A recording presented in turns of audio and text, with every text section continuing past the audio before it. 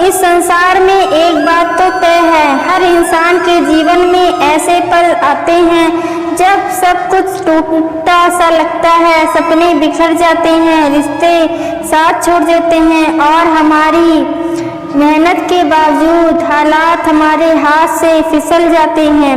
उस समय बहुत से लोग भगवान को दोष देते हैं, क्योंकि हमें लगता है कि अगर वे हमारे साथ होते तो ऐसा कभी नहीं होता। लेकिन सच्चाई ये है कि असली विश्वास की पहचान उसी समय होती है जब अंधकार चारों तरफ हो और फिर भी आप भगवान का हाथ मजबूती से पकड़े रहें। विश्वास का मतलब सिर्फ ये नहीं है कि भगवान हैं, विश्वास का असली मतलब है जो भगवान करते हैं वे मेरे भले के लिए करते हैं, चाहे मैं उस पल उसे समझूं या ना समझूं। ये सोच पाना आसान नहीं है, क्योंकि जब हालात हमारे खिलाफ होते हैं तब हमारा मन कहता है शायद भगवान ने हमें छोड़ दिया। लेकिन याद रखो, परीक्षा में गुरु कभी अपने शिष्य को जवाब नहीं बताते। एक छोटे से गांव में रघुनाथ नाम का एक किसान रहता था।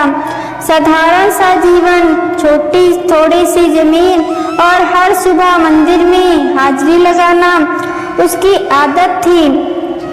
लोग उसे कहते, इतना पूजा पाठ करता है और फिर भी तेरी जिंदगी सुख क्यों नहीं?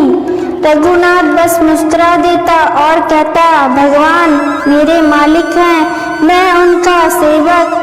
सेवक का काम आदेश मानना है, सवाल करना नहीं।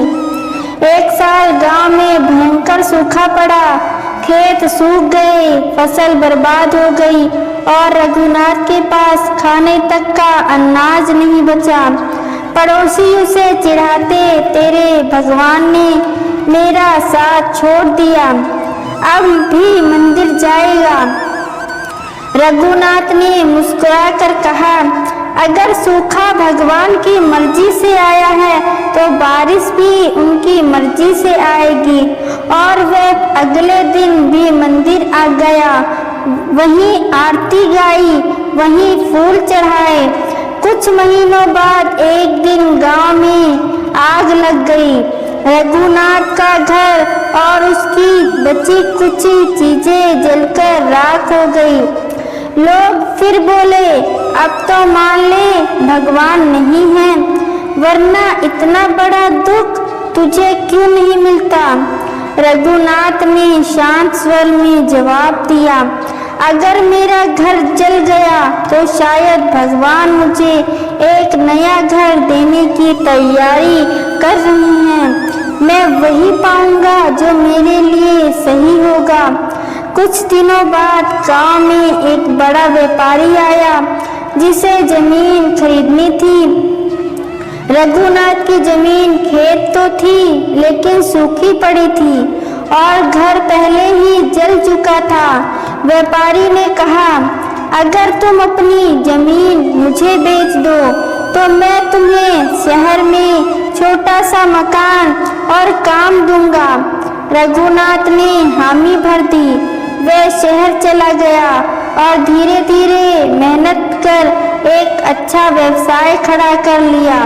सालों बाद रघुनाथ को पता चला कि उसी गांव में उसकी पुरानी जमीन पर एक बड़ी फैक्ट्री बनी और वहां का पानी प्रदूषित हो गया। फसलें उगनी बंद हो गई और लोग बीमार पड़ने लगे। रघुनाथ ने आंसू भरकर कहा, अगर उस समय भगवान ने मेरा घर न जलाया होता तो मैं आज भी उसी जमीन पर बीमार हो रहा होता। उन्होंने मुझे बचाने के लिए मुझसे मेरी चीजें छीनी। दोस्त, यही विश्वास है जब आप हार के बाद भी मानते हैं कि ये हार असल में किसी बड़ी जीत की शुरुआत है। भगवान का काम हमारी इच्छाओं को पूरा करना नहीं है, बल्कि हमें वहां पहुंचाना है जहां हमारी आत्मा को शांति मिले। भले ही रास्ता कठिन है, जब अच्छे दिन हो तो भगवान को धन्यवाद देना आसान है, लेकिन जब बुरे दिन हो तब भी आप कहें भगवान मेरे साथ हैं। यही असली भक्ति है, क्योंकि भगवान का समय हमारी घड़ी से अलग है। हम तुरंत चाहते हैं, लेकिन वह सही समय पर देते हैं। अगर तुम्हारी प्रार्थना का उत्तर नहीं मिल रहा तो इसका मतलब है कि या तो समय सही नहीं है या भगवान तुम्हें कुछ और बेहतर देने वाले हैं। दूसरों की जिंदगी देखकर मत सोचो कि भगवान ने तुम्हें कम दिया है।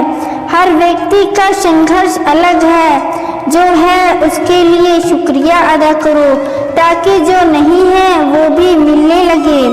दोस्त, जब तू तूफान में होता है तो भगवान तुझे किनारे तक नहीं उठा कर ले जाएंगे। वो तुझे नाव देंगे, चप्पू देंगे, कभी कभी लहरें इतनी तेज कर देंगे कि तू डर जाए, लेकिन याद रख वो तूफान में भी तेरे साथ होंगे। बस तू चप्पू चलाना मत छोड़ना। अगर तू मुश्किल में है तो याद रख ये तेरे अंत की कहानी नहीं है। भगवान की योजना तेरे समझ से बड़ी है। तू अभी पत्रा पढ़ रहा है, लेकिन भगवान पूरी किताब देख रहे हैं। उनकी किताब का हर अंत अच्छा होता है।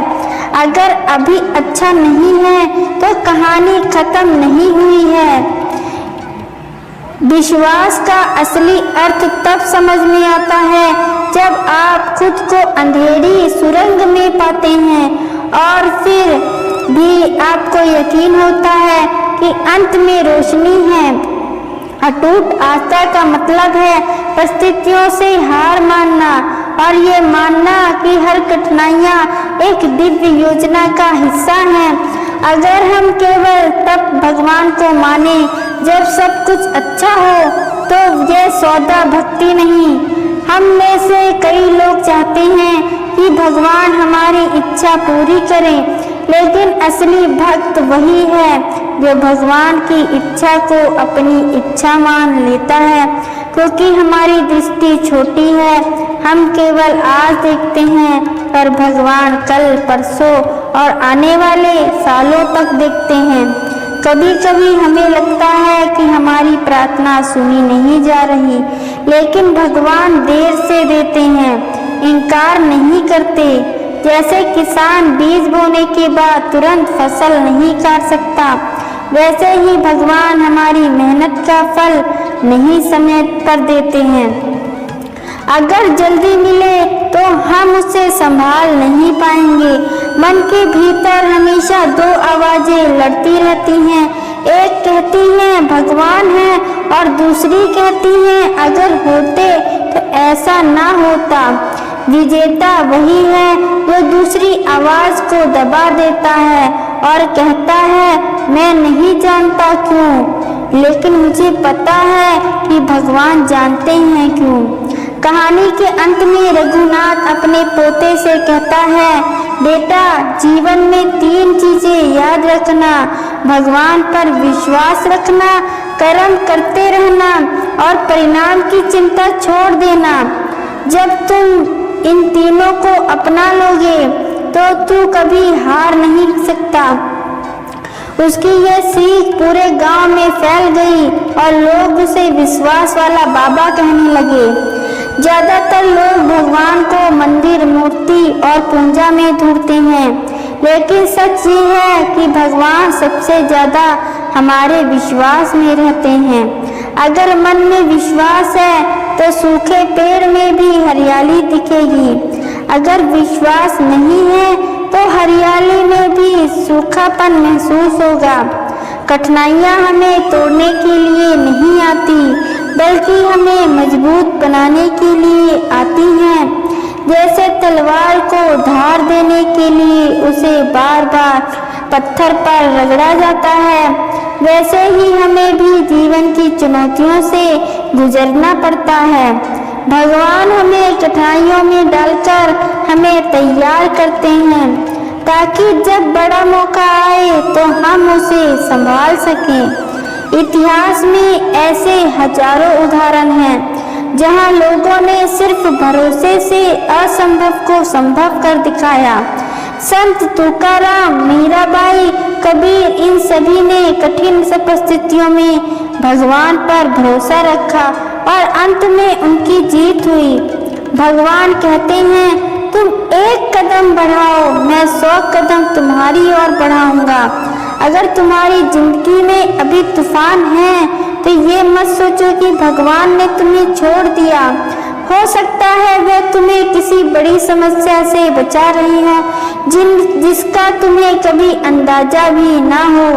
जो लोग मुश्किल समय में टिके रहते हैं वही लोग जीवन की सबसे बड़ी जीत देते हैं।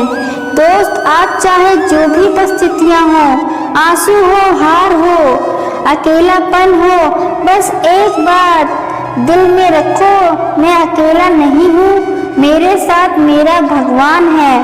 और जब भगवान साथ है तो कौन मेरे खिलाफ खड़ा हो सकता है। यही सोच तुम्हें अंधकार से उजाले तक ले जाएगी और यही सोच असली विश्वास की पहचान है।